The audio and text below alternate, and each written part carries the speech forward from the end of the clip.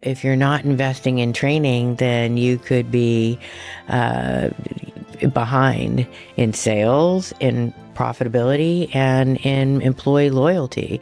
Because as we all know, the shift in our employee ecosystem, the younger generation want to be educated, and that's one growth is one of the key factors of them staying at a company. There's that other soft skill human piece of training that I'm just saying that's a gap where people could use some more help with understanding how to deal with anxiety and demand when you have a bunch of customers right there and you're trying to help them with so many tickets and things of that nature. When you think about reframing not just sales, but you're offering services that'll help people, genuinely help people, then it really reframes the sales word. Yeah. In a way that you're providing your services to better an industry, to better a company, to better a person.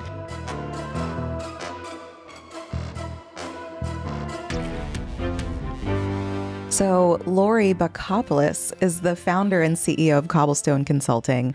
And this is why you're here on our show today on Traction Control, which is one of our shows here on Auto Care on Air. We specifically talk about some of the trends that are going on in the automotive aftermarket. What are the challenges that these present, these brands, and how do we kind of turn those into opportunities and turn those into successes? And you mentioned training, of which you are an expert in. So tell me a little bit about your business and what you do. Well, thank you, Stacey, and I'm so excited to be here. Thank you so much. So we are actually celebrating 25 years in business, and so Cobblestone has definitely evolved from a technology business into technology and training, and as you know, everything has a technology wrapper. So we provide services to the automotive aftermarket ecosystem and beyond. So we have other industries that we serve, and we're a full service training company providing training from e-learning and micro videos, software tutorials, as well as we're a strategic partner of Talent LMS, which is a learning management system in the industry. So we are there as an extension to companies to help them develop custom training to help their organizations and people grow and thrive. I love that you're bringing together the people and the technology of training. I think that's probably a really important kind of way to get success while you're doing this in your business, because you have people with the knowledge, but in order to implement that widespread and be able to scale that can be a challenge for companies of many different sizes in our industry, right? Absolutely. And the scaling is the key, right? So in many companies, they may have one or two folks that are building, developing, deploying the training. And so that's not sustainable, especially if you have, you're in a growth mode, which many companies are.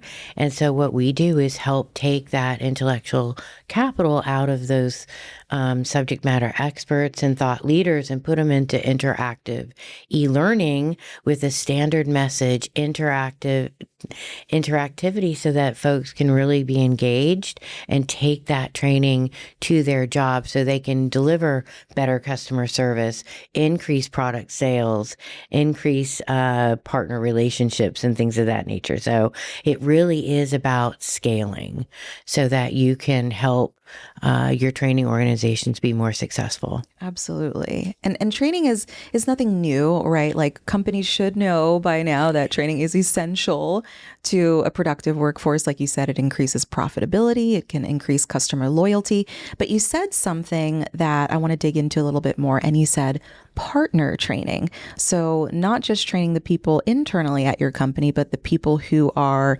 utilizing, selling, marketing your products and services. So tell me a little bit about that. Yeah. So at the end of the day, when you educate your channels, and so at the end of the day, if you're educating your channels, you have partners that are more loyal. You have partners that are able to sell more appropriately, more efficiently, such that you don't have the returns in the industry, which is something that is a big challenge in the automotive aftermarket industry. And so really making sure that your partners understand your products, and really it's a no-brainer that it helps you grow your organization and your product sales. Yeah, I was doing some research on this because very familiar with internal training, but when it comes to taking it a step further, I thought, wow, this seems like it could be a challenge for some companies. But when you look at the benefits, I found from a brand called Continue that apparently channel partners influence 75% of B2B transactions. Revenue generated by trained partners helps them close deals almost 3 times more often and get 30% larger deals. Like, that's not stats to ignore when we're talking about bottom line and profitability. Yes, absolutely. And Forrester had some stats similar to that, around 30% increase in sales if you're educating your partner channel. So Wow. absolutely. And it's a very, at the end of the day, it's a differentiator, for companies. So Yeah. if you're, with training, it didn't have a great, it was something that it was an afterthought, Yeah. but now it is it's an investment and it's a risk mitigator. So if you're not investing in training, then you could be behind in sales, in profitability, and in employee loyalty. Because as we all know, the shift in our employee ecosystem, the younger generation want to be educated, and that's growth is one of the key factors of them staying at a company. Of course, leadership is number one, but if you're not investing in your people, then you're going to be experiencing high cost turnover. Absolutely. So you said the word investment, and obviously, that's a big deal to businesses because when you're going to invest in an employee, you're going to invest in training or partner training, you want to know what the ROI is. And so businesses, when they hear training, they think expenses. This is going to be expensive. So in your line of work, when you're working with some of these companies, how do you help them reframe that conversation so they understand, like, this is not a cost center. This is going to be a profit center for you? Yes, that's a great point. And to be honest, in the industry, this is an area of gap, let's say, and it's a maturity issue. In the past, many folks in many industries are evaluating and measuring training by how many people are taking the training. Now, what we're doing is working with our customers to really ask that question up front in our discovery and strategy meetings to understand, if we're investing in this training, what kind of ROI can we get out of it? And really, we're helping to guide our customers to think more strategically about the investment. And so we're really trying to close that gap and helping to measure that. So if you're investing in a partner training, at the end of the day, are you seeing the SKU sales that you're expecting from that partner training? If you're training sales folks, which we do a lot of custom sales training as well, clearly there's the sales metric there. So there's some great metrics. There's also the return metrics that you can tie. But if you start simply at first and then get used to those metrics, then you start reframing the training investment.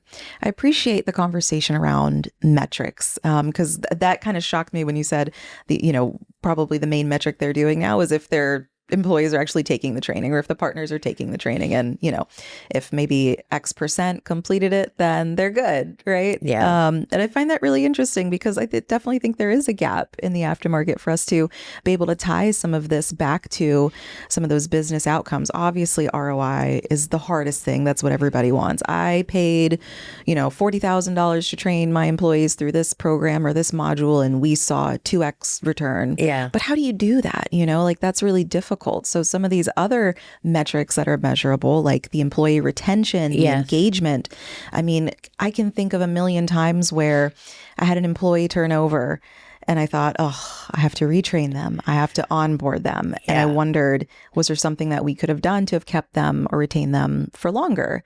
And the value of that employee, right? Like I would have much rather kept that employee for more years and retrained a new employee because that costs more money to my business. Absolutely. And now there's some great opportunity to solve that problem. And that is, just working with your HR group. So, to define learning paths. So for instance, the system that we implement, Talent LMS, there's learning paths that we can develop. So when we develop custom training for our customers, that custom training supports a different learning path. For instance, we work very closely with Napa Track. So we help support their training initiative. So in the field, in the shops, you have various roles. You have your owner, you have your service writer, technician. And so in order to properly train these folks, there's a learning path so that they understand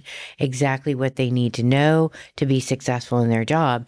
And many of the store owners pay their employees to take training, and they are looking for the reporting on a monthly basis to make sure that their folks are getting trained. So that is a great story there, and it's starting to be more widely adopted and spread in that way. But at the end of the day, back to growth. So if you're setting your employees and speaking with them and understanding where they want to go next, then establishing those learning paths so they can then grow to the next learning path and start getting educated about that. That's a great way to keep your employees engaged and, training and learning of what's to come. Yeah, that's a really great example. I've definitely heard feedback on the industry. We talk about workforce development a lot on this podcast too, and the need for attracting and retaining talent and being able to draw the path for them. Hey, if you start at this role, here's where you could end up. Because it's not easy for them to see that path, right? Yes. And so this is where some of our other friends in the training, we have lots of folks here at Women in Auto Care who provide more of the shop advisory training and training like that. We are more of the custom software training, sales training, and things of that nature. But I did hear that there is, although there is this great software training on how to do certain things, we have a gap in how do you manage all of these customer requests all at once. So as we know, taking your car, there's lots of people that are requesting lots of things. So there's that other soft skill human piece of training that I'm just saying that's a gap where people could use some more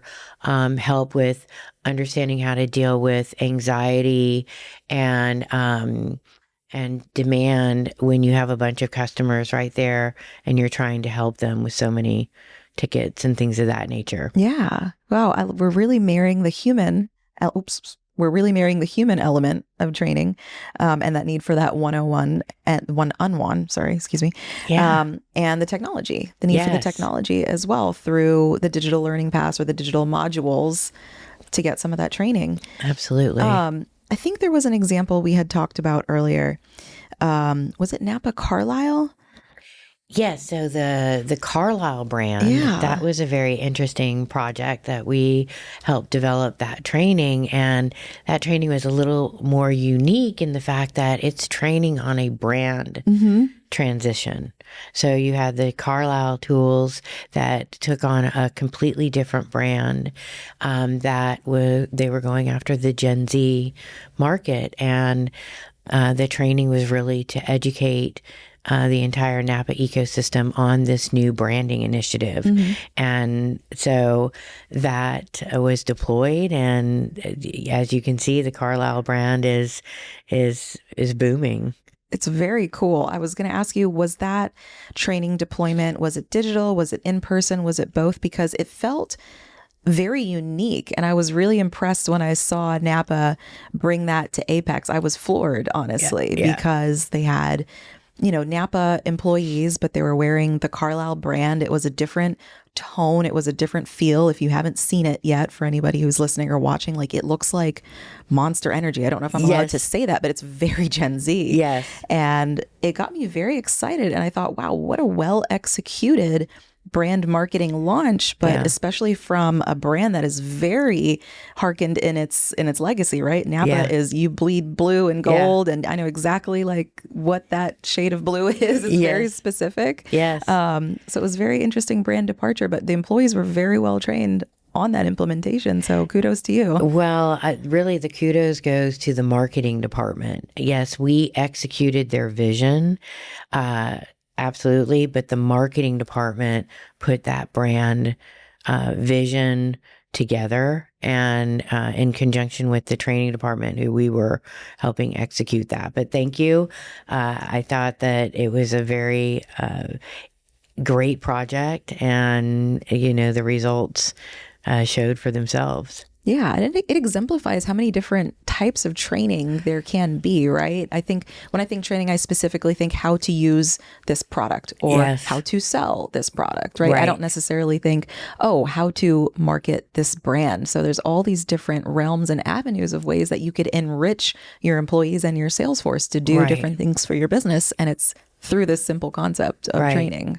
And if you think about training from a change management perspective, right? So this is a change of a brand. If you have a change in, an organization, what better way to deliver that but through video? Yeah. And it doesn't have to be a full training, but a really nice, almost infomercial, if you will, to get people excited about a change. So, the landscape is changing, and people are really embracing video and visual. And I think that that's the way of the future. No kidding. And I mean, you mentioned the landscape is changing, so that means we have to bridge the conversation now into the more technological side of it and AI, right? Yes. Like, I can't have a podcast without mentioning AI because it's on everyone's mind.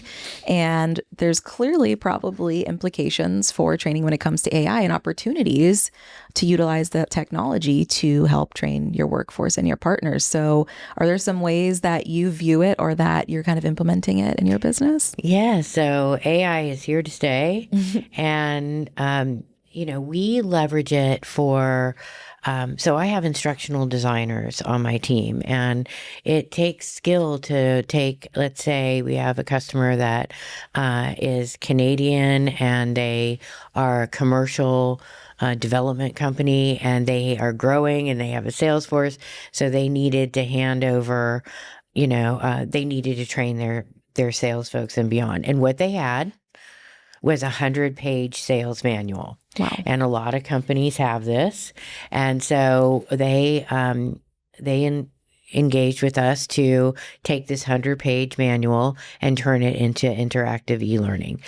So that takes some skill. It takes somebody who understands learning development. So back to AI. So we were able to take the document, and it actually ended up being 12 short modules for the sales folks. But it's important when you're selling something or even in a partnership with somebody that you need to see real world examples. And many times this was more in cartoon type display, but we are using state-of-the-art AI to actually develop scenarios. Wow. So that you see real people and you understand all the roadblockers that you might encounter when you're selling to, to your customer around, whether it be part sales, of course. So you can see real world examples in a human sense, and then you can see how they're interacting and how they're overcoming the sales challenges right there and then. And more importantly, right after that, just as a add-on, you're having knowledge checks along the way so that you're retaining that information. But that's how we're leveraging AI, is really with that real world scenarios. We're building custom graphics that match the customer's story so that we can provide those pretty quickly. And so we're very much using AI as a partner versus a replacement tool. That's a great philosophy. I appreciate you saying that, because I think there's a lot of trepidation around AI. And there was one of the AI co-founders came out this week and they were saying about how many jobs are being replaced, and it caused a lot of pandemonium. And then you've got other experts saying, hey, now, like, this is not, we get it. It can replace some things, but should it ethically? But also, what are the checks that you need to put in place, the checks and balances to make sure that it's doing all the things you need properly. It's augmenting what you're doing, not necessarily replacing it, right? Because there's a human element that we still can't touch when it comes to AI. It's still about human. It's, and again, based on every company has its secret sauce and has their own ways of doing things. And that's where the custom training comes into play. But what I was going to mention about that is, as far as, so companies might think, oh, we could go build, training and ourselves. At the end of the day, the reason why people bring us on board is because they don't even have the time to think about how to position the 100-page manual into something that people can consume, retain, and then be successful with in their job. Yeah. And it takes thought and expertise. So can AI help develop training a little bit more quickly and with a little bit more of a custom flair? Absolutely. But at the end of the day, it's still awesome to have a strategic partner that cares about your business, your outcomes, your people, and enjoys being just an extension of your organization. That's amazing. I think there's so many opportunities that it unlocks. Before we spoke, flew on a plane here. I was reading a book. I can't remember the name of the book on my little Kindle thing, but it's by one of these guys who's one of the best like hostage negotiators in the world. And he talks about how to negotiate in sales the way he negotiated hostage situations. I know this book. It's great. I know this book. I've read it before. So I know what you're talking about. It's unreal, and it's extreme to relate something so life and death to sales and to business, but he does it in a really effective way. And I'm not a salesperson by any means. Like, picking up the phone and asking someone to do something scares me. So it means I could probably use a bit of sales training. But as we were talking about how to unlock AI and use it for training, I thought, wow, this book had me riveted on this plane. What if we took case studies, asked AI to take case studies from that book and turn it into interactive modules that got people a little bit more excited about learning how to sell this product using the world's best negotiation tactics from FBI, CIA. Like, I don't know, it makes sales kind of sexy. It makes it kind of fun. Makes it kind of black sunglasses, but I don't know, just an idea. Exactly. That is a very good idea. I don't know. And at the end of the day, I did a book club for Give to Grow, Mo Bunnell's book, and it is fantastic around really you're reframing how you're providing your services in a way that you are actually, you have talent that you're giving you're offering to folks. So it's really more of how can I help you and what kind of skills do I have or products that I have to help you. So if you think about it more in a sense that you're helping others, like look at how much you're helping others, Stacey. Like you're bringing out great topics and helping the industry understand different points of view. So you're giving your expertise every day. And so when you think about reframing not just sales, but you're offering services that'll help people, genuinely help people, then it really reframes the sales word. Yeah. In a way that you're providing your services to better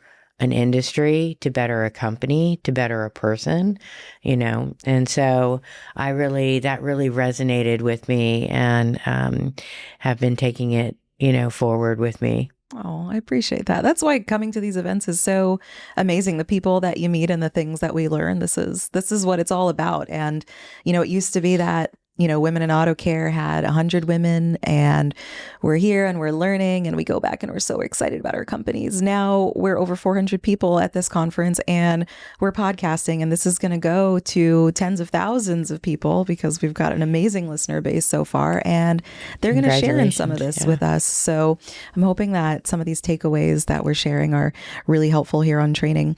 Laurie, if there's something that you could tell companies who are hesitant about training or partner training or bringing on a partner to help them partner train, what would you tell them today? I would say that it's now really more of an investment.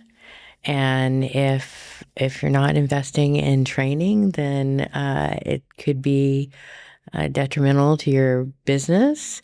But more importantly, it's nice to bring in a partner that will work with your organization and help you along the way to develop that training. So even if you don't really understand the process at all, we educate along the way. We educate your staff. So at the end of the day, you bring your expertise to the table and we package it up in a way that you can deliver it to your employees, your partners, and your ecosystem very easily. And so I would say that it is the way of the future and a great investment. Very approachable. And if people want to get in touch with you, how could they find you? So they can find me at Laurie Bacopoulos, Laurie B at cobblstoneconsulting.com, or they can give me a call at 404-786-1125. Awesome. I'd love to hear from you. Is there anything that we didn't chat about today that we should have mentioned?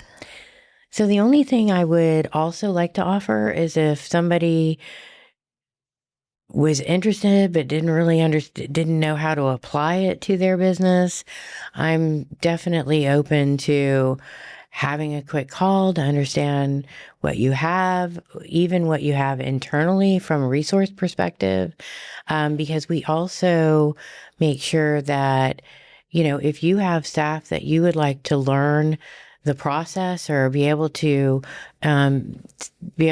self-serve moving forward, we love to educate our customers so they can continue on internally with maybe some little guidance going forward. So I just wanted to add that we're there as an advisor and can help you navigate whether it's something that you need right now or in the future.